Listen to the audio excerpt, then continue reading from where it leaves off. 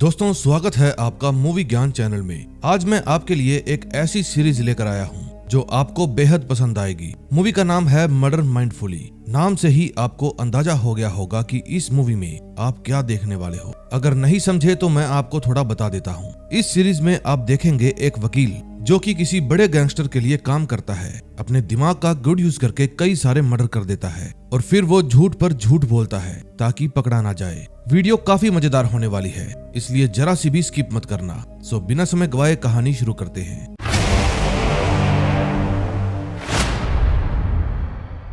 ये है जैक। ये बहुत ही शांति प्रिय इंसान है। इसने अपनी सारी जिंदगी कभी भी किसी से लड़ाई नहीं की थी, लेकिन अपनी 42 की उम्र में आकर इसने पहली बार किसी का खून किया था और इसके करीब एक हफ्ते बाद इसने लगभग आधा दर्जन लोगों का खून कर दिया। लेकिन भाई साहब के इरादे बिल्कुल नेक थे। ऐसा इसने अपनी पर्सनल और प्रोफेशनल लाइफ में सही तालमेल बिठाने के लिए किया था। लेकिन 3 महीने पहले इसके हालात बिल्कुल अलग थे, क्योंकि उस समय जैक मेडिटेशन से उतना ही दूर था जितना उसका क्लाइंट बेल मिलने से दूर था। क्योंकि आज उसका क्लाइंट भरी दोपहरी में अपने लिए सगाई की अंगूठी चूज करने गया था, लेकिन बस फर्क इतना था कि ये पैसों की जगह अपने हाथ में गन ले गया था। जज साहब कहते हैं कि इसको वारदात वाली जगह पर रंगे हाथों पकड़ा गया था। इसके बारे में आपका क्या कहना है? फिर जैक कहता है, जज साहब, ये भावनाओं में बहकर अचानक से हुआ दुखद हादसा था। इसके सिर जो जुर्म का इल्जाम है वो किसी मर्डर का नहीं है और ना ही इन्होंने कोई चोरी की है। मैं आपको यकीन दिलाता हूँ इस तरह की घटना आइंदा कभी नहीं होगी, क्योंकि बहुत जल्द इसकी शादी होने वाली है। इसके पास एक परमानेंट जॉब भी है और ये अभी तक अपने पेरेंट्स के साथ रहते हैं। इनकी मंथली इनकम 1500 यूरोस है टैक्स काट के। ये रही इनके अकाउंट की स्टेटमेंट। फिर जज साहब इसके अरेस्ट वारंट को खारिज कर देते हैं। लॉ की पढ़ाई करते वक्त जैक काफी असूलों वाला हुआ करता था। इसका मानना था कि हर मुजरिम को कुछ सालों के लिए जेल में जरूर भेज देना चाहिए, लेकिन फिलहाल ये डिफेंस लॉयर है और इसकी ही वजह से इसका हरामी क्लाइंट 20 मिनट में ही सड़क पर खुलेआम घूमने लगता है। जैक ने इसको इसलिए छुड़ाया था क्योंकि उसका बॉस, जिसका नाम ड्रैगन है, वो जैक का मेन क्लाइंट है। ड्रग्स, कॉल गर्ल, हथियार, ड्रैगन ये सारे धंधे करता है और जैक का काम सिर्फ उसके लोगों को ही बचाना नहीं था, बल्कि उसके बिजनेस पोर्टफोलियो को लगातार अपडेट करना और उसके धंधे को सरकारी वकील की नजर से बचाना भी था। जैक अपने काम से खुश नहीं था, क्योंकि अक्सर ये अपने घर पहुंचने में लेट हो जाया करता था या फिर कभी कभी आता ही नहीं था, खासकर खास मौकों पर भी, जैसे कि आज इसकी बेटी का जन्मदिन था और ये आने में लेट हो गया। इसकी बेटी इसका इंतजार करते करते ही सो गई। फैमिली को समय न दे पाने के कारण जैक की वाइफ भी इससे नाराज रहती थी और कभी कभी इनमें तू मैं भी हो जाती थी। जैक अपने घर पर रहकर जो भी काम करता था वो गलत ही होता था और बाहर रहकर भी जो करता था वो भी गलत ही होता था और इसी बात से इसको नफरत थी। ड्रैगन जैक से सारे गंदे काम करवाता था, लेकिन कभी भी इसको अपनी पार्टी में इनवाइट नहीं करता था और इस बात से भी जैक को नफरत थी। जैक का काम सिर्फ एक बंद कमरे के अंदर बैठकर उसके बिजनेस को संभालना ही नहीं, बल्कि उसके अलग अलग अड्डों पर जाकर चक्कर लगाना भी था और इस बात से भी इसको नफरत थी। अब जैक की ओवर थिंकिंग बढ़ने लगी थी, जिसके कारण वो परेशान रहने लगा था। फिर एक दिन जब वो अपने ऑफिस में बैठा था तो वहाँ पर एक मैगजीन में मेडिटेशन की एड देखता है और अपना डिप्रेशन कम करने के लिए वहाँ पर पहुँच जाता है। उस एड्रेस पर जाकर बेल बजाने के बाद जैक 3 मिनट तक दरवाजा खुलने का इंतजार करता है। फिर जब कोई दरवाजा नहीं खोलता तो वो वापस जाने लगता है, लेकिन इतने में डॉक्टर दरवाजा खोल देता है। फिर अंदर जाकर जैक कहता है कि अगर हमारी ये मीटिंग जल्दी खत्म हो जाए तो मुझे खुशी होगी, वरना मैं चला।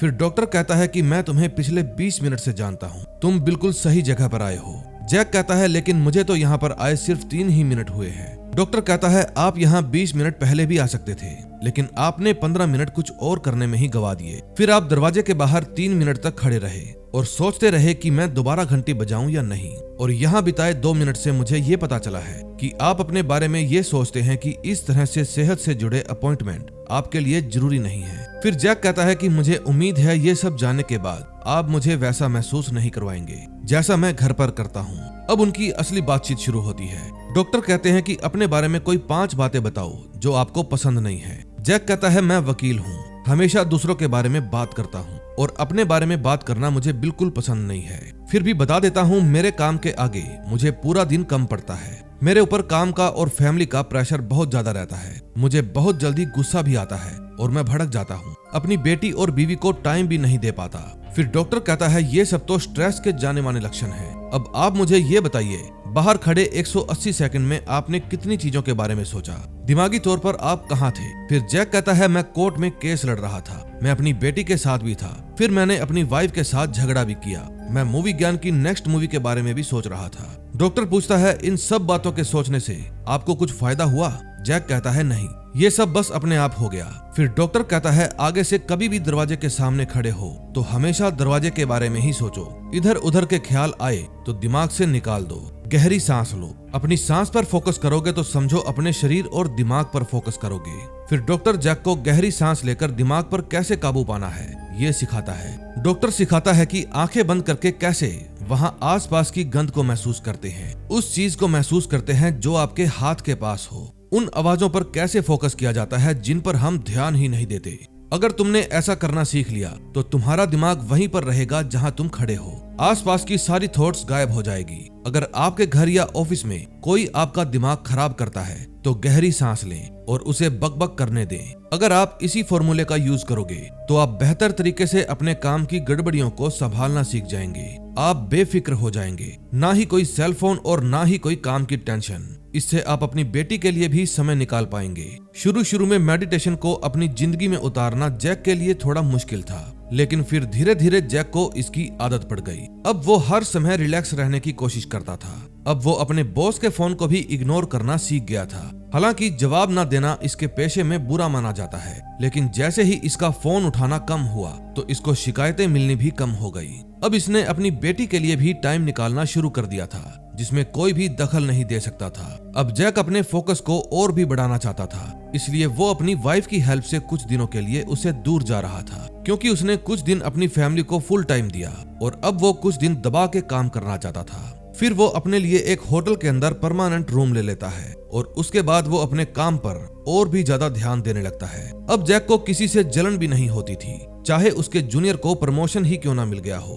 अब स्ट्रेस के समय वो अपनी आंखें बंद करके आसपास की नेचुरल चीजों पर ध्यान देता था। अब जैक ने अपना पहला पड़ाव पूरा कर लिया था, इसीलिए डॉक्टर उसे अपनी लिखी हुई एक बुक देता है और अपना एडवांस कोर्स रिकमेंड करता है। फिर एक दिन जैक अपने घर जाता है, क्योंकि आज वो अपनी बेटी को घुमाने के लिए ले जाने वाला था। पूरा दिन अपनी बेटी के साथ, कोई भी बीच में दूसरा नहीं। फिर उसकी वाइफ अपनी बेटी के खाने पीने, नहाने और सोने के बारे में टाइम टेबल बताकर उसे अपनी बेटी को गुंडे बदमाशों से दूर रहने के लिए कहती है। जैक वादा करता है कि जहां भी गुंडे होंगे वो वहां पर जाएगा ही नहीं। फिर वो अपनी बेटी को लेकर अपने बॉस के लेक हाउस की तरफ जाने लगता है, क्योंकि वहां वो अपनी बेटी के साथ पूरा दिन एंजॉय करना चाहता था। तभी रास्ते में उसके पास ड्रैगन का फोन आता है। जैक उसका फोन उठाना तो नहीं चाहता था, लेकिन ये सोचकर कि कहीं वो अपने लेक हाउस में 20-25 लड़कियों के साथ पार्टी ना कर रहा हो, इसलिए वो ड्रैगन का फोन उठा लेता है। फोन पर ड्रैगन कहता है, कहाँ है तू? जल्दी मेरे पास आ, हम आइसक्रीम खाने जा रहे हैं। आइसक्रीम का नाम सुनकर उसकी बेटी खुश हो जाती है, लेकिन उसका बॉस खाने वाली आइसक्रीम की बात नहीं कर रहा था, बल्कि ये एक कोड था जिसका इस्तेमाल ड्रैगन इमरजेंसी सिचुएशन में किया करता था। अब जैक को उसके पास जाना ही होगा। इससे कोई फर्क नहीं पड़ता कि वो इस समय क्या कर रहा है और किसके साथ है। फिर जैक अपनी कार को ड्रैगन के ऑफिस की तरफ घुमा लेता है। फिर रिसेप्शन पर दादी उसको रोक लेती है और कहती है, आज तुम्हारी किसी के साथ भी अपॉइंटमेंट नहीं है। लेकिन जैक कहता है कि मुझे बॉस ने इमरजेंसी बुलाया है। फिर वो अपनी बेटी को लेकर अपनी कुलीग के पास जाता है और कुछ देर अपनी बेटी का ख्याल रखने के लिए कहता है। फिर वो ड्रैगन के पर्सनल रूम में जाता है, जहां सिर्फ लिफ्ट से ही जाया जा सकता था। उसकी सिर्फ 2 ही चाबियां थी, एक ड्रैगन के पास रहती थी और दूसरी जैक के पास। फिर जैक मेडिटेशन करके खुद को शांत करता है और ड्रैगन के रूम में पहुंच जाता है। उस समय ड्रैगन के रूम में उसका राइट हैंड साशा भी था। फिर ड्रैगन पूछता है, आने में इतनी देर कैसे कर दी? जैक कहता है, बॉस आप ही से पूछकर आपके लेक हाउस में एक दिन के लिए अपनी बेटी को ले जा रहा था। ड्रैगन कहता है, याद आ गया। फिर वो बताता है कि मुझे पुलिस ढूंढ रही है, क्योंकि मैंने एक ड्रग डीलर को थोड़ा पीट दिया था। जैक कहता है, तो फिर पुलिस आपको क्यों ढूंढ रही है? ड्रैगन कहता है, इसलिए क्योंकि वो साला मर गया। फिर जैक कहता है कि थोड़े से पीटने से ही मर गया। तभी ड्रैगन बताता है कि टोनी ने मुझे बताया था कि कोई हमारे इलाके में आधे दाम में ड्रग्स बेच रहा है और किस्मत से वो इस समय हमारे ही इलाके में था। तुम समझ नहीं रहे हो जैक, मैंने गलती से ईगल के राइट हैंड को मार दिया। फिर जैक कहता है कि आप जानते हो ना, जब एक ड्रग डीलर दूसरे डीलर के राइट हैंड को मार दे तो क्या होता है? ड्रैगन कहता है, मैंने अपना आपा खो दिया था। फिर जैक पूछता है, क्या मर्डर करते वक्त आपको किसी ने देखा था? ड्रैगन कहता है, पता नहीं कहां से बच्चों से भरी हुई एक बस पार्किंग लॉट में आ गई। 50 बच्चे तो होंगे ही उसमें। शायद सभी के पास मोबाइल था और सबने ही मेरी वीडियो भी बना ली। जैक कहता है कि इसका मतलब आपके मर्डर करने के कम से कम 50 सबूत तो होंगे ही। फिर ड्रैगन कहता है लेकिन वो साफ नहीं है, हम ऑब्जेक्शन फाइल कर सकते हैं। फिर साशा जैक को वो वीडियो दिखाता है। जैक पूछता है ये साला जल क्यों रहा है। ड्रैगन कहता है कि मैं आपे से बाहर हो गया था, फिर मैंने उसके पिछवाड़े में आग लगा दी और कमाल की बात यह है कि उसके पास ड्रग थे ही नहीं, वो किसी और के साथ हैंड ग्रेनेड खरीदने आया था और वो बंदा भी हमें नहीं मिला। फिर जब जैक उस वीडियो को और आगे देखता है तो उसे पता चलता है कि ड्रैगन ने बस के अंदर जाकर सभी को धमकी भी दी थी, जिसमें उसका चेहरा साफ साफ दिखाई दे रहा था। फिर जैक कहता है कि आपने इतना बड़ा रायता फैला दिया, मेरे हाथ में कुछ नहीं है। फिर ड्रैगन कहता है कि तू अपनी वकील की ड्यूटी पूरी कर वरना जान से जाएगा। फिर जैक खुद को रिलैक्स करता है और कहता है कि आपके पास 2 रास्ते हैं, या तो आप खुद को सरेंडर कर दो और मैं आपको जल्दी बाहर नहीं निकाल पाऊंगा, और दूसरा रास्ता है कि आप पुलिस की फिक्र मत कीजिए, ईगल की कीजिए। जब तक ये मामला शांत नहीं होता आप कहीं जाकर छुप जाइए, कम से कम 30-40 साल के लिए। लेकिन दुविधा की बात यह है कि आप इस बिल्डिंग से भी बाहर नहीं निकल पाएंगे क्योंकि बाहर पुलिस चारों तरफ फैली हुई है। ड्रैगन कहता है कि मैं तेरी कार की डिग्गी में बैठकर यहाँ से बाहर निकल जाऊंगा और तेरी बेटी एमा मेरा कवर बनेगी। जैक कहता है उसका नाम एमिली है, नाम सही लीजिए। ड्रैगन कहता है एमिलिया गई भाड़ में, तू बस मुझे यहाँ से निकाल, मैं कार के पास जा रहा हूँ, तू अपनी एमिलिया को लेकर आ और फिर हम लेक हाउस में चलेंगे। फिर जैक गाली देकर कहता है कि उसका नाम एमिली है। फिर ड्रैगन को भी गुस्सा आ जाता है और वो जैक को पकड़कर कहता है कि किसी ने भी आज तक मुझे माँ की गाली नहीं दी, अगर मुझे तेरी जरूरत ना होती तो आज तू जिंदा यहाँ से बाहर नहीं जाता और ना ही तेरी बेटी। अब इस सिचुएशन में जैक को सबसे ज्यादा मेडिटेशन की जरूरत थी। अब वो कार चलाते वक्त सिर्फ कार ही चलाना चाहता था और लेक पर अपनी बेटी के साथ एंजॉय करते वक्त सिर्फ एंजॉय ही करना चाहता था। अब जैक को नहीं पता था आगे क्या होने वाला है। क्या उसने जो वादा अपनी वाइफ से किया था एमिली को घुमाने का वो टूट जाएगा या फिर कुछ और ही होगा, क्योंकि अगर ये ड्रैगन को वहां पर ले गया तो वादा टूटेगा और ड्रैगन को वहां ना ले गया तो इसकी हड्डियां टूटेगी। अब नेक्स्ट एपिसोड में देखते हैं क्या होगा। सेकंड एपिसोड में हम देखते हैं ड्रैगन ने जो मर्डर किया था वो वीडियो अब हर जगह पर वायरल हो गई थी। अब पुलिस वाले भी ड्रैगन को किसी भी हालत में पकड़ना चाहते थे क्योंकि आज तक कभी भी उसके खिलाफ कोई सबूत मिला ही नहीं था, लेकिन अब उसने खुद ही अपने पैरों पर कुल्हाड़ी मार ली थी वो सबूत छोड़कर। इस मौके को पुलिस गंवाना नहीं चाहती थी। तभी इंस्पेक्टर अपने साथियों को उसके सभी अड्डों की और फार्म हाउस की लिस्ट देती है जहाँ वो जा सकता है। फिर वो सबको उसके वकील जैक के बारे में भी बताती है कि हो सकता है ड्रैगन उसको भी कांटेक्ट करे। फिर जब वे रूम से बाहर आते हैं तो एक पुलिस वाला इंस्पेक्टर से पूछता है कि जैक तो आपके साथ पड़ा है ना, इससे आपके रिश्ते खराब नहीं होंगे। इंस्पेक्टर कहती है हमें जैक को नहीं बल्कि ड्रैगन को पकड़ना है और वो सिर्फ मेरे साथ पड़ा है, उसका मेरे साथ कोई रिश्ता नहीं है। दूसरी तरफ जैक लिफ्ट के अंदर अपनी बेटी को कहता है कि मेरे पास तुम्हारे लिए एक सरप्राइज है, पहले तुम्हें आंखें बंद करनी होगी और फिर मैं एक जादू वाला मंत्र बोलूंगा, उसके बाद सरप्राइज तुम्हारी आंखों के सामने होगा। फिर एमिली अपनी आंखें बंद कर लेती है और जैक उसे उस बिल्डिंग के अंदर बनी आइसक्रीम शॉप के अंदर ले जाता है और कहता है जब तक डैड वापस ना आए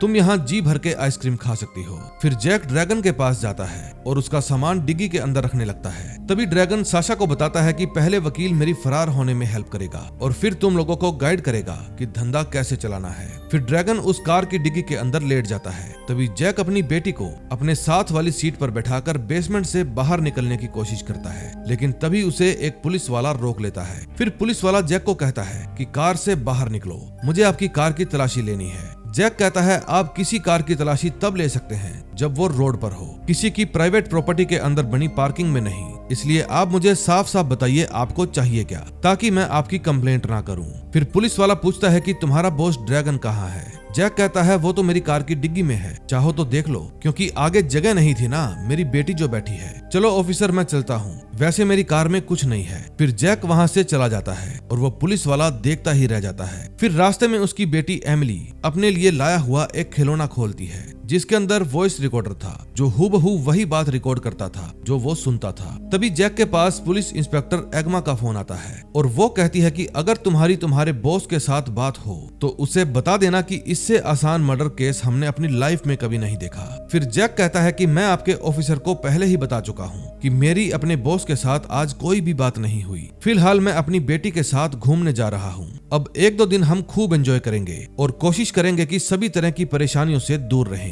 फिर कुछ देर बाद वे दोनों ही लेक हाउस पहुंच जाते हैं, जहां जाकर जैक अपनी बेटी को कार से बाहर निकालता है। लेकिन तभी ड्रैगन डिगी को खटखटाने लगता है। फिर एमिली पूछती है कि पापा ये आवाज कैसी है। जैक कहता है बेटा कार में चूहा घुस गया है, तुम चलो मैं उसे निकाल कर आता हूँ। फिर अपनी बेटी के जाने के बाद वो सोच में पड़ जाता है कि ड्रैगन को डिगी से बाहर निकालूं या नहीं, क्योंकि अगर उसे अभी निकाल दिया तो वो मुझे अपनी बेटी के साथ एंजॉय नहीं करने देगा। तभी उसे डॉक्टर की कही बात याद आती है कि जिस काम को हम नहीं करना चाहते उसे ना करना ही असली आजादी है। फिर जैक कहता है कि अब मैं वो काम नहीं करूंगा जिसको मैं नहीं करना चाहता। फिर वो कार की चाबियां डिग्गी के ऊपर रख देता है और खुद अपनी बेटी के साथ खेलने चला जाता है। अब ड्रैगन डिग्गी में था, इस बात का जैक को पूरे दिन ख्याल नहीं आया। फिर जब वो अपनी बेटी को सनस्क्रीन लगा रहा था, उस समय उसकी कार की डिग्गी का टेम्परेचर 59 डिग्री तक पहुंच गया था। इतनी गर्मी में ड्रैगन का खूब पसीना बहा होगा और दोपहर तक ड्रैगन का ब्लड सर्कुलेशन बहुत बढ़ गया होगा और फिर उसके कुछ ही देर बाद उसका हार्ट सिस्टम पूरी तरह से फेल हो गया होगा। शायद ये वही समय रहा होगा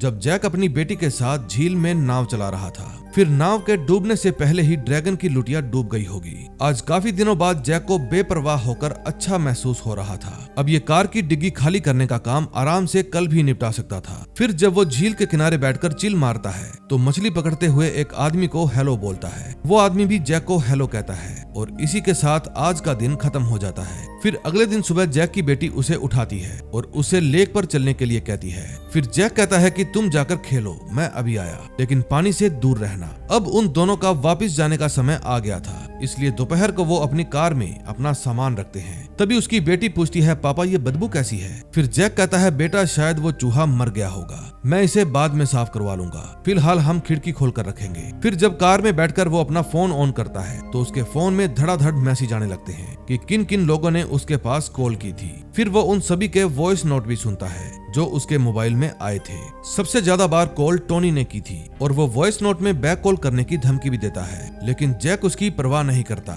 फिर वो अपनी बेटी को अपनी वाइफ के पास छोड़ देता है जो कि उसके साथ घूमकर बहुत ही खुश थी। बेटी खुश तो उसके माँ बाप भी खुश। फिर जब अपनी बेटी को छोड़कर जैक वहाँ से जाने लगता है तो सोचता है कि उस लाश को कैसे ठिकाने लगाऊं, क्योंकि ऐसी टेंशन तो उसे पहली बार हुई थी। लेकिन जो बंदा डिग्गी के अंदर पड़ा बदबू मार रहा था वो ये काम कई बार कर चुका था। फिर जब वो वहाँ से जाने लगता है तो टोनी और साशा वहाँ पर आ जाते हैं। टोनी कहता है तू मेरा फोन क्यों नहीं उठा रहा बे, जल्दी बता ड्रैगन कहाँ है। जैक कहता है ये तो मुझे किसी को भी बताने की इजाजत नहीं है, यकीन मानो वो बिल्कुल सेफ जगह पर है। फिर टोनी कहता है जाकर ड्रैगन से कहो उसने ईगल के बंदे को मारा है, हमें अपनी सफाई में उसे कुछ ना कुछ तो जवाब देना ही होगा। जैक कहता है ठीक है मैं बोल दूंगा। फिर टोनी पूछता है कि ये बदबू कैसी आ रही है। फिर जब वो डिग्गी के पास जाने लगता है तो जैक कहता है वो बासी नॉनवेज खाना है, कुछ दिनों से कार में ही पड़ा है, मैं साफ करना भूल गया था, क्या तुम उसे खाना चाहोगे। टॉमी कहता है तू पागल वागल है क्या, चल अभी तू निकल यहाँ से। फिर साशा पूछता है तुम्हारी छुट्टियां कैसी रही।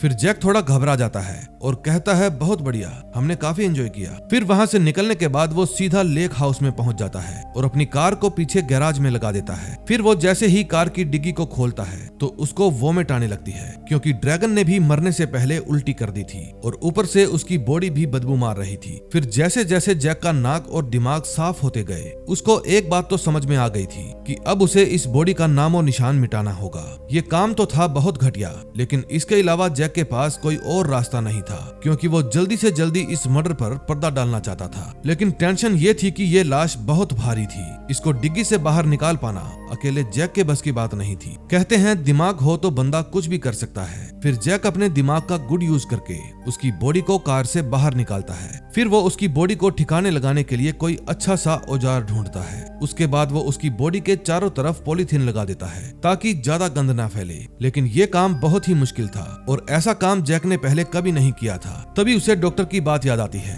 कि अगर आप अपना हर काम समझदारी से करते हैं तो काम खत्म होने तक आप थकोगे नहीं, बल्कि आपको खुशी महसूस होगी। इसलिए अपने हर काम को फोकस के साथ पूरा करो। फिर वो गहरी सांस लेता है, लेकिन बदबू के कारण उसे फिर से उल्टी आ जाती है। फिर वो अपनी आंखें बंद करके अपने आसपास की नेचुरल चीजों को महसूस करता है और अंदर जाकर अपने काम को अंजाम दे देता है। फिर वो उसका कचुम्बर निकालकर मछलियों को खिलाने लगता है, लेकिन तभी उसे याद आता है कि मुझे तो इसके अंगूठे की जरूरत है, क्योंकि ड्रैगन अपनी गैंग को काम देने के लिए अपने अंगूठे को स्टैंप की तरह यूज करता था। फिर वो उसकी मोटी वाली अंगूठी भी उतारने की कोशिश करता है, क्योंकि जैक कोई भी सबूत नहीं छोड़ना चाहता था। लेकिन जब वो नहीं उतरती तो वो उस उंगली को भी काट देता है। फिर वो अपना काम निपटाने के बाद उस मशीन को बहुत ही अच्छे से साफ करता है, ताकि पुलिस वालों को इस मशीन के अंदर से डीएनए सैंपल ना मिल पाए। दूसरी तरफ वो पुलिस वाला इंस्पेक्टर के पास आता है और कहता है कि मैं वहाँ से वापस आ गया। दरअसल ये पुलिस वाला वही था जो लेक में मछली पकड़ रहा था, क्योंकि ये जैक पर निगाह रखे हुए था। फिर इंस्पेक्टर पूछती है कि तुम इतनी जल्दी क्यों आ गए। फिर वो पुलिस वाला कहता है कि जब जैक ही वहाँ से चला गया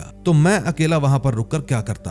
फिर वो अपनी खींची हुई तस्वीरों वाला मेमोरी कार्ड इंस्पेक्टर को देकर वहाँ से चला जाता है। दूसरी तरफ जैक ने मर्डर के सारे सबूत मिटा दिए थे, यहाँ तक कि वो अपने पहने हुए कपड़े भी जला देता है, ताकि उसके कपड़ों पर से एक भी खून का छींटा ना मिल पाए। इंस्पेक्टर उन फोटोज को बहुत ही ध्यान से देख रही थी कि कहीं तो उसे ड्रैगन दिख जाए, लेकिन शायद जैक का बेपरवाह होना और ड्रैगन को डिग्गी से ना निकाल पाना ही उसे फंसने से बचा लेता है। दूसरी तरफ जैक सारे सबूत मिटाने के बाद आराम से बैठकर बियर पीता है और सोचता है क्या मैंने गलत काम किया। तभी उसकी अंतरात्मा से आवाज आती है, नहीं नहीं नहीं, भाड़ में गया ड्रैगन, तुमने जो किया सही किया, बल्कि ये तो बहुत ही काबिले तारीफ काम था। अब ड्रैगन कभी भी जैक और उसकी फैमिली के बीच में नहीं आएगा। अब ड्रैगन तो नहीं आएगा, लेकिन एक कुआं बीच में आ जाता है, जो कि ड्रैगन की उंगली के पास आकर बैठ जाता है। जैक उसे भगाने की बहुत कोशिश करता है, लेकिन वो कौवा ड्रैगन की अंगूठी वाली उंगली उठाकर ले जाता है, यानी कि ड्रैगन के मर्डर का इकलौता सबूत उठाकर ले जाता है। अब नेक्स्ट एपिसोड में देखेंगे क्या होता है। थर्ड एपिसोड में हम देखते हैं ड्रैगन का खास आदमी जिसका नाम मूरत है। वो नेशनल पार्क में जैक का इंतजार कर रहा था, लेकिन तभी कोई चुपके से आकर उसको ठोक देता है। अब थोड़ा पीछे चलते हैं। सुबह सुबह जैक हर रोज की तरह तैयार होकर अपने ऑफिस जाता है, लेकिन तभी अपनी कार की डिग्गी को देखकर उसे अपने बॉस की याद आ जाती है। फिर वो कार की बजाय ट्रेन में जाने लगता है, लेकिन जो बंदा जुर्म करता है उसके अंदर हमेशा ही यही डर रहता है कि कहीं किसी को पता ना चल गया हो, इसलिए वो अपने आसपास के सभी लोगों को शक की निगाह से देखता है। फिर स्टेशन पर जाकर वो एक न्यूज़पेपर देखता है जिसके अंदर लिखा था कि ड्रैगन ने एक इंसान को जलाकर मार दिया, पुलिस को उसकी तलाश। तभी जैक के पास मूरत का फोन आता है। वो कहता है मुझे तुमसे कुछ जरूरी बात करनी है, कहाँ मिलोगे। जैक कहता है मिलने की क्या जरूरत है, जो भी बात करनी है फोन पर बताओ। मूरत कहता है कि ड्रैगन ने जिसका खून किया था मुझे उसके ही बारे में बात करनी है, फोन पर नहीं बता सकता, इसलिए शाम को नेशनल पार्क आ जाना। तभी मूरत के पास टोनी आता है जो कि काफी गुस्से में था। टोनी कहता है कि मैं तुम्हें कब से ढूंढ रहा हूँ, तू अभी तो 5 मिनट पहले वॉशरूम आया था, अब दोबारा क्या करने आया है। दूसरी तरफ जैक अपने ऑफिस पहुंचता है तो दादी कहती है कि आपको कॉन्फ्रेंस रूम में बुलाया गया है। फिर जब वो कॉन्फ्रेंस रूम में जाता है तो उसके सीनियर उससे सवाल करते हैं कि जो हमने तुम्हारे बारे में सुना है क्या वो सब ठीक है। ये बात सुनकर जैक सोच में पड़ जाता है कि इन बुढ़ों ने मेरे बारे में क्या सुन लिया। फिर जैक कहता है सर जरा खुल के बोलिए, मैं समझ नहीं पाया। फिर उसका सीनियर कहता है कि पिछले हफ्ते तूने रिसेप्शनिस्ट से बुरे लहजे में बात की थी, क्या तुम्हें ये सब मजाक लगता है। उन्होंने इस कंपनी को अपने 20 साल दिए हैं, तुम्हें अपनी बेटी के सामने उन्हें बेइज्जत नहीं करना चाहिए था। फिर अपनी बेटी का नाम सुनते ही उसे डॉक्टर की याद आने लगती है कि ऐसी हालत में उस शख्स पर फोकस करें जो उस वक्त आपको बहुत ही ज्यादा परेशान कर रहा हो। शांत दिमाग से उसकी फीलिंग्स को समझो और उन्हें अपनी बात खत्म करने दो। फिर जैक एकदम शांति से जवाब देता है कि उन्होंने भी तो मेरी बेटी के सामने मुझसे बदतमीजी से बात की थी। ठीक है, अगर आप कहते हैं तो हम दोनों ही एक दूसरे से माफी मांग लेते हैं। फिर ऑफिसर कहता है कि हम जानते हैं उन्होंने ऐसा कुछ भी नहीं किया, इसलिए आप हमें बहकाने की कोशिश ना करें, हमारी नजरों में सब बराबर हैं। जैक कहता है बराबरी वाला ज्ञान तो आप मुझे ना ही दें, क्योंकि मैं जानता हूँ कोई भी लेडी इस ऑफिस में अपना करियर नहीं बना सकती। आप मुझे किसी भी चीज के लिए धमका नहीं सकते, क्योंकि आपके एक क्लाइंट ने सरेआम एक पार्किंग लॉट में किसी का कत्ल किया है और फिर उसने स्कूल वैन में जाकर बच्चों को धमकाया, जिसके कारण वे रोने लगे। क्या ये बात आपके लिए एक सेक्रेटरी से ज्यादा मायने रखती है? हमारी कंपनी इस तरह के गुनहगारों के पैसों से चलती है। देखिए, अगर मीडिया वालों को पता चल गया कि आप किस तरह से काली कमाई करते हैं और टैक्स की हेराफेरी करते हैं, तो शायद ये खूसट बुढ़िया आपके लिए मायने नहीं रखेगी। फिर बूढ़ा कहता है क्या तुम हमें धमकी दे रहे हो? जैक कहता है नहीं नहीं नहीं, आप जरा सोच कर देखिए, अगर ड्रैगन को पता चला कि आपने उसके फेवरेट वकील को कंपनी से निकालने की धमकी दी है तो आपको तो पता ही है ड्रैगन अपनी नाराजगी किस तरह से जाहिर करता है। मुझे ड्रैगन में बिल्कुल भी दिलचस्पी नहीं है, लेकिन वो मुझ पर भरोसा करता है, इसलिए इस महीने के आखिर तक मेरा कॉन्ट्रैक्ट खत्म कर दीजिए। मैं सेल्फ एम्प्लॉय हो जाऊंगा और ड्रैगन मेरा क्लाइंट बनेगा। मैं आपको उससे एक नॉन डिस्क्लोजर एग्रीमेंट साइन करवा कर दूंगा, जिसमें ये लिखा होगा कि ड्रैगन इस बात पर आपसे नाराज नहीं होंगे और हाँ, 10 साल मैंने आप लोगों के लिए काम किया है, तो आप मुझे 10 महीने की सैलरी एक मुश्त में तो दे ही सकते हैं। ये बात सुनकर सभी बूढ़े हंसने लगते हैं। फिर जैक कहता है, ये मेरी आप लोगों को धमकी थी, अब मैं चलता हूँ। अब ड्रैगन जिंदा है ये दिखाने के लिए जैक को कुछ चीजों की जरूरत थी। उन बूढ़ों से बात करके उसे इतना तो समझ में आ गया था कि अब ये उनके साथ काम नहीं कर सकता, लेकिन जैक यहाँ से जाने से पहले अपने सभी डॉक्यूमेंट्स और ईमेल्स खत्म करना चाहता था, ताकि किसी को भी इसके काम के बारे में कुछ भी पता ना चले। ड्रैगन को जिंदा दिखाने के लिए जैक को पावर ऑफ अटर्नी के ब्लैंक पेपर की जरूरत थी, जिस पर एक बार ड्रैगन ने अपने मुश्किल वक्त के लिए सिग्नेचर किए थे। अब इससे मुश्किल वक्त और क्या ही हो सकता है। तभी जब वो अपने ऑफिस से बाहर आता है तो टोनी की कॉल आती है, लेकिन जैक फोन काट देता है। ये देखकर टोनी को बहुत गुस्सा आता है और कहता है कि यहाँ पर कभी भी गैंगवार शुरू हो सकती है, और ये साला वकील फोन ही नहीं उठाता। फिर साशा कहता है कि मैं उससे बात करूंगा, शायद वो मेरी बात सुन ले। तभी जैक के पास उसके सीनियर्स की कॉल आती है। बूढ़ा कहता है कि हमें आपका ऑफर मंजूर है, हम आपको 10 महीने की सैलरी भी दे देंगे और ड्रैगन और उससे जुड़े काम भी दे देंगे। बस हमें ड्रैगन से लिखित रूप में कंफर्मेशन चाहिए कि वो आपका क्लाइंट था और भविष्य में भी आपका ही क्लाइंट रहेगा।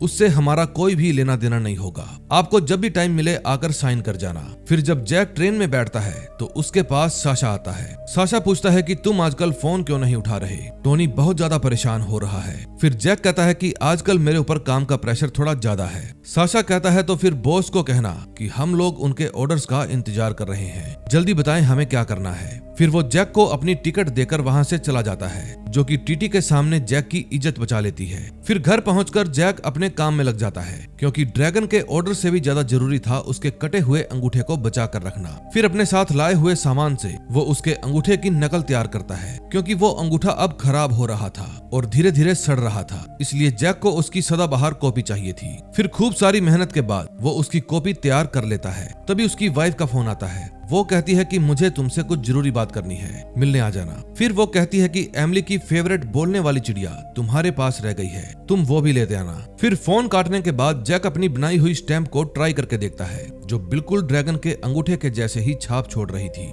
फिर वो कार में से एमिली की बोलने वाली चिड़िया निकालता है और उसके आगे अपनी खुशी जाहिर करता है कि मैं दुनिया का सबसे अच्छा डैडी हूँ, मैं अपने क्लाइंट को शेल्टर में डालकर आजाद हो गया। तभी उसके पास मूरत का वॉइस नोट आता है और वो पूछता है क्या तुम मिलने आ रहे हो? फिर जैक जब उसे मिलने के लिए जाता है तो उसके पास टोनी की कॉल आती है, लेकिन वो कॉल को अटेंड ही नहीं करता। फिर जब वो नेशनल पार्क पहुंचता है तो देखता है वहां पर बहुत सारी पुलिस खड़ी है और पास में ही मूरत की डेड बॉडी भी पड़ी है। फिर जब वो वहां से जाने लगता है तो इंस्पेक्टर एग्मा उसे आवाज देती है। फिर जैक घबरा जाता है और डॉक्टर की कही हुई बात याद करने लगता है कि जब भी घबराहट महसूस हो तो लंबी लंबी सांसें लें और आराम से छोड़ें, दिमाग को एकदम शांत रखें, इससे आपका डर चला जाएगा। तभी इंस्पेक्टर जैक के पास आती है और कहती है तुम्हें हमारी हेल्प करनी होगी, क्योंकि मुझे यकीन है कि इसको ईगल के बंदों ने ही मारा है और ये तो बस शुरुआत है, क्योंकि ड्रैगन फरार हो गया और तुम्हारा भी मर्डर के वक्त यहाँ पर आना, ये सब तुम्हें भारी पड़ सकता है। मैं जानती हूँ कि ड्रैगन को फरार करने में उसकी हेल्प की गई थी।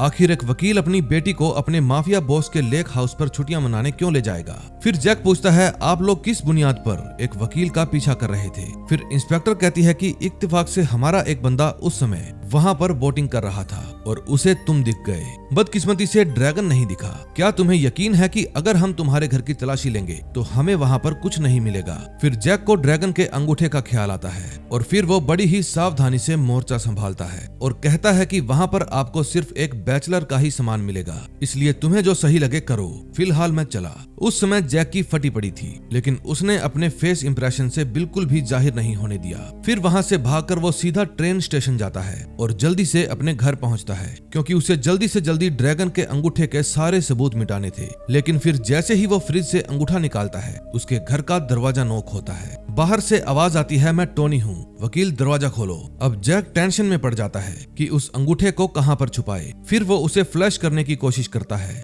लेकिन अंगूठा फ्लश होता ही नहीं। इतने में टोनी दरवाजा खोलकर अंदर आ जाता है। फिर जैक उस अंगूठे को अपनी पॉकेट में ही डाल लेता है और बाहर आकर कहता है कि मैं वॉशरूम में था। टोनी कहता है तू मेरा फोन क्यों नहीं उठा रहा बे? मुझे लगता है तू हम सबको बेवकूफ बना रहा है। फिर वो अपने डॉग को खुला छोड़ देता है और खुद वॉशरूम में चला जाता है। अब डॉग को उस अंगूठे की स्मेल आने लगती है, इसलिए वो जैक पर भौंकने लगता है। फिर जैक अपने दिमाग से काम लेता है और वो अंगूठा उस कुत्ते को ही खिला देता है। अब टोनी की दो टेंशन मिट गई थी, एक तो अंगूठा ठिकाने लग गया था और दूसरा कुत्ता भी भौंकना बंद हो गया था। फिर टोनी जैक को धमकी देता है कि अगर 3 दिन में मुझे ड्रैगन की कोई भी खबर ना मिली तो समझ लेना तू गया।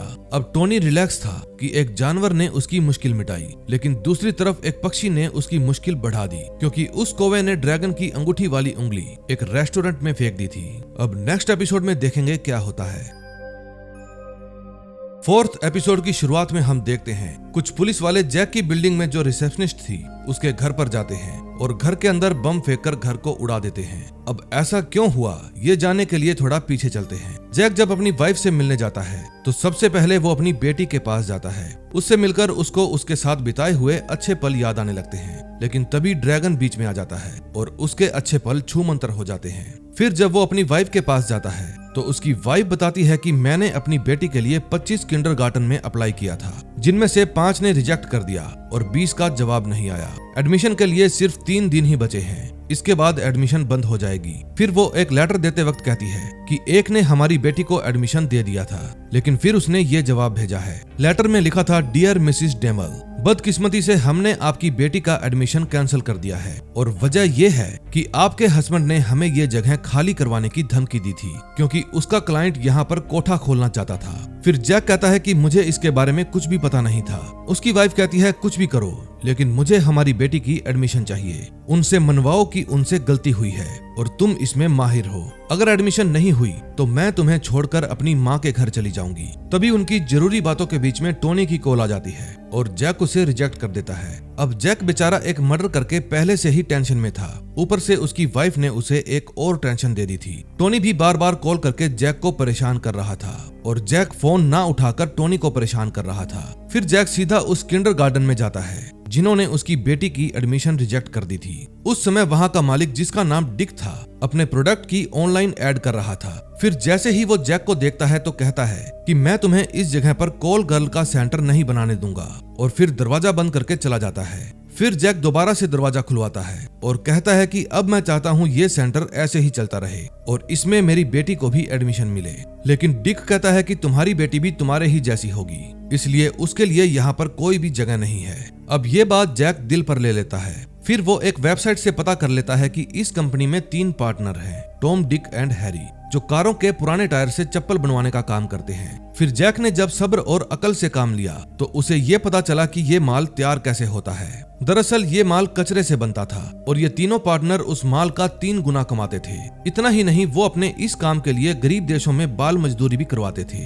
अब समय आ गया था कि ड्रैगन अपनी गैंग को पहला ऑर्डर दे। फिर वो बिल्कुल उसी तरह ऑर्डर तैयार करता है जैसे ड्रैगन तैयार किया करता था, और फिर वो उस न्यूज़पेपर पर ड्रैगन के अंगूठे से स्टैंप भी लगा देता है। फिर जैक उस ऑर्डर को लेकर साशा के पास जाता है और साशा ने उसे ऐसी जगह पर बुलाया था जहां बच्चे खेल रहे थे, ताकि उन पर कोई भी शक ना करे। साशा को बच्चे पसंद थे, इसलिए वो उनसे खेलते हुए देखकर रिलैक्स महसूस करता था। फिर जैक बताता है कि मूरत को गोली मार दी गई है। मरने से पहले वो मुझसे मिलना चाहता था। अगर मैं टाइम से वहां पहुंच जाता तो शायद मैं भी जिंदा ना रहता। क्या इसके पीछे ईगल का हाथ है? फिर साशा बताता है कि टोनी कुछ दिनों से ड्रैगन को चूना लगा रहा है। वो ड्रैगन का बहुत सारा माल चोरी से बेच रहा है। फिर मूरत के कहने पर मैं और ड्रैगन उस रात पार्किंग लॉट में 2 ड्रग डीलर्स को पकड़ने गए थे, जो हमारे इलाके में आधे रेट में माल बेचा करते थे। लेकिन एक बंदा वहां पर हमसे पहले ही हाथ में ग्रेनेड लिए हमारा इंतजार कर रहा था। अगर मैं और ड्रैगन मर जाते तो इससे किसका फायदा होता? टोनी का। फिर जैक पूछता है, लेकिन मुराद को क्यों मारा गया?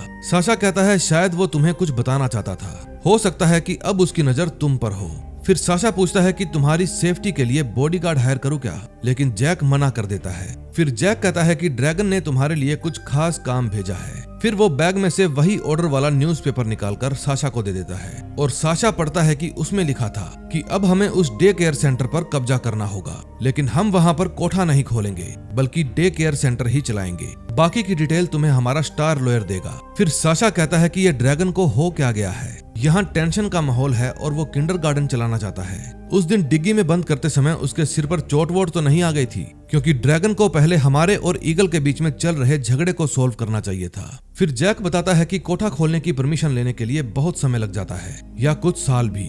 शायद बॉस का ये प्लान है कि पहले हम इसको हथियाएंगे, बाकी के काम तो हम बाद में भी करते रहेंगे। फिर साशा कहता है ठीक है, तो हम आज ही उसकी माँ बहन एक कर देंगे।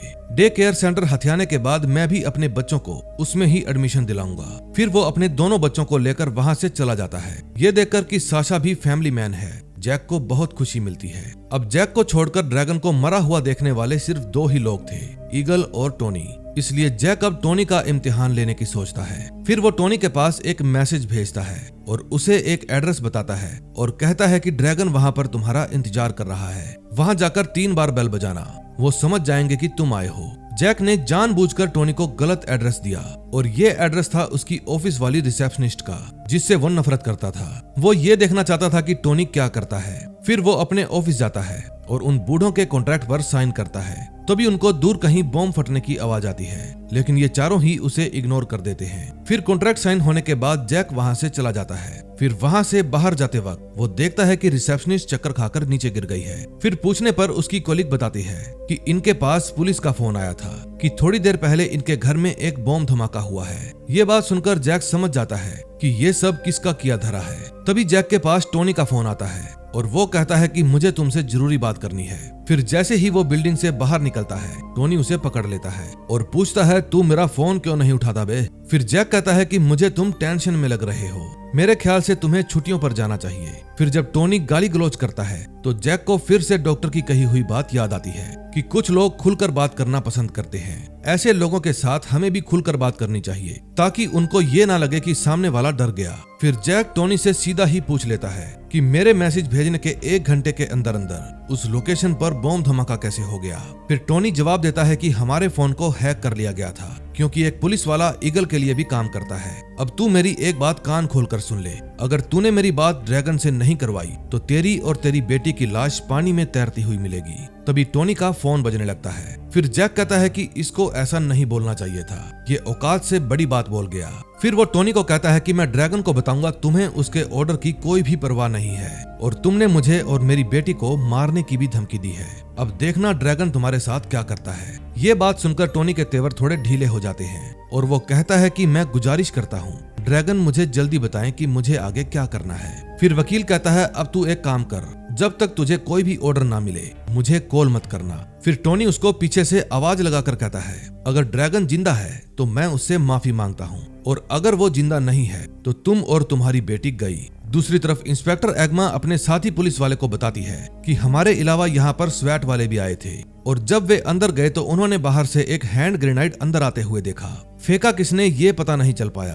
तभी एग्मा के पास किसी का फोन आता है और वो उस ड्रैगन की अंगूठी वाली उंगली के बारे में बताता है। ये फोन सुनकर इंस्पेक्टर बहुत ही खुश हो जाती है। फिर वो अपने साथी को बताती है कि अब सब कुछ बदल जाएगा। दूसरी तरफ साशा और वकील दोनों ही डे केयर सेंटर के बाहर मिलते हैं। जैक बताता है कि मैंने टोनी को एक गलत लोकेशन भेजकर उससे ये कहा कि ड्रैगन वहाँ पर तुम्हें बुला रहा है और 1 घंटे के बाद वहाँ पर बॉम्ब विस्फोट हो गया। साशा कहता है कि ऐसा उतावलापन तो टोनी में ही है। फिर जैक कहता है कि मैं ड्रैगन से बात करूंगा, आओ अंदर चलते हैं। फिर साशा कहता है कि मेरी एक ख्वाहिश है जो मैं ड्रैगन तक पहुंचाना चाहता हूं। क्या तुम ड्रैगन से कहोगे कि अगर हम इस जगह पर कब्जा कर लेते हैं तो मैं यहाँ का हेड बनना चाहता हूँ। जैक कहता है ड्रैगन भी ऐसा ही चाहता है। दूसरी तरफ इंस्पेक्टर के पास उस उंगली की फोटो पहुंच जाती है और उसको देखकर वो कहती है कि अगर ये ड्रैगन की उंगली ना हुई तो मुझे बहुत हैरानी होगी। इस उंगली के ऊपर चोंच के निशान है, शायद किसी पक्षी ने इसको ऊपर से गिराया होगा। लेकिन एक बात तो साफ है कि ड्रैगन मर चुका है और अब हमें ड्रैगन के साथ साथ उसके कातिल की भी तलाश करनी होगी। दूसरी तरफ जैक उस डे केयर सेंटर के तीनों partner Tom, Dick and Harry की मुलाकात साशा से करवाता है और कहता है कि ये यहाँ का नया बॉस है। ये बात सुनकर वे तीनों हंसने लगते हैं। फिर जैक उन तीनों को कहता है कि हमारा ऑफर ये है कि हम आपको इस डे केयर सेंटर की वैल्यू का 1.5 गुना देंगे। इससे आपके पास और भी ज्यादा रुपया हो जाएगा और अपना दूसरा बिजनेस बढ़ाने के लिए बहुत सारा समय भी। फिर टॉम कहता है कि अगर तुम धमकी दे रहे हो तो हम इसके लिए तैयार हैं। तुम जानते नहीं हमारे सोशल मीडिया पर पूरे 1300 फॉलोवर हैं। हमारी वजह से सोशल मीडिया पर ऐसा तूफान आएगा जो तुमको उड़ा कर ले जाएगा। फिर साशा उसको एक फटका देता है और कहता है क्या अब भी तूफान आएगा। फिर जैक मोटू को कहता है कि तुम बेशक पुलिस वाले को फोन कर सकते हो, लेकिन उससे पहले तुम्हें अपनी हार्ड ड्राइव को डिलीट कर देना चाहिए क्योंकि उसके अंदर बहुत सारा नाजी प्रोपगेंडा भरा पड़ा है। फिर डिक कहता है कि हमने कंप्यूटर पर स्ट्रॉन्ग वाला लॉक लगा रखा है। फिर साशा कहता है कि लॉक गया भाड़ में, तुम्हारे लॉक के बावजूद मैंने तुम्हारे सिस्टम में एक फाइल इंस्टॉल की है, उसका नाम है ट्विंकल ट्विंकल लिटिल स्टार, उसमें तुम्हारा सारा कचरा कॉपी हो गया, चाहो तो जाकर देख लो। फिर जब वे जाकर कंप्यूटर चेक करते हैं तो सच में ऐसा ही होता है, उनका कंप्यूटर अब हैक हो चुका था। फिर जैक उनको 2 ऑप्शन देता है। पहला ऑप्शन, तुम लोग पुलिस को फोन करोगे और अपनी सच्चाई बताओगे, इससे तुम्हारे सारे कारनामे पुलिस के सामने उजागर हो जाएंगे कि तुम अपनी फैक्ट्री में बाल मजदूरी करवाते हो। फिर तुम्हारे पास यहाँ बच्चे आने बंद हो जाएंगे और वैसे भी इस जगह को ताला लग जाएगा। और दूसरी ऑप्शन ये है कि हम तुम्हारे सारे शेयर ड्रैगन किंडरगार्टन कंपनी को ट्रांसफर कर देंगे, इससे तुम्हारा ये सेंटर ऐसे का ऐसे ही चलता रहेगा और तुम्हें तुम्हारे शेयर की आधी कीमत मिलती रहेगी जिंदगी भर तक, और तुम अपने चप्पलों वाला काम भी जारी रख सकते हो। फिर टॉम पूछता है कि अभी थोड़ी देर पहले तो आपने हमें 1.5 गुना देने का ऑफर दिया था। हैरी कहता है ये तो तुम्हारी गुंडागर्दी है। फिर साशा उसकी भी नाक तोड़ देता है। फिर वे तीनों डर जाते हैं और उनका ऑफर एक्सेप्ट कर लेते हैं। फिर बाहर जाकर जैक अपनी वाइफ को यह खुशखबरी सुनाता है कि अब हमने पूरा किंडरगार्टन ही खरीद लिया है। लेकिन तभी वहां पर कुछ गुंडे आकर साशा और वकील को किडनैप कर लेते हैं। अब नेक्स्ट एपिसोड में देखेंगे क्या होता है। अब नेक्स्ट वीडियो में हम देखेंगे जैक ईगल से बचने के लिए अपना दिमाग कैसे चलाएगा, वो बच पाएगा या फिर टोनी उसे मार देगा, क्योंकि वो तो सबको खत्म करके खुद ही बॉस बनना चाहता था। और जब पुलिस को ड्रैगन के मर्डर के बारे में पता चलेगा तो फिर जैक उनसे बचने के लिए क्या करेगा, वो ड्रैगन के बाद 6-7 खून और करेगा तो किस किस के करेगा और कैसे करेगा, ये सब हम नेक्स्ट वीडियो में कवर करेंगे। सो नेक्स्ट वीडियो देखना ना भूलना और हमारे चैनल को सब्सक्राइब करके बेल आइकन जरूर दबा देना, ताकि जैसे ही नेक्स्ट वीडियो आए आपके पास नोटिफिकेशन पहुंच जाए। हम मिलेंगे नेक्स्ट वीडियो में। Till then bye bye.